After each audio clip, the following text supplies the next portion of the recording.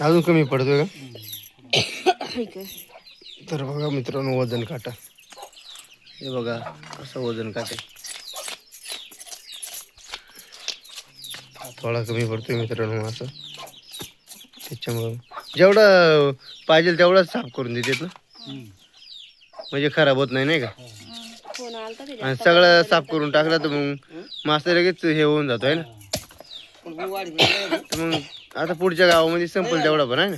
हे बघा हे काका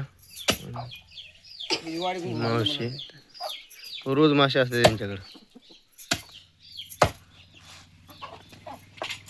तर बघा बरं किती वरती करा.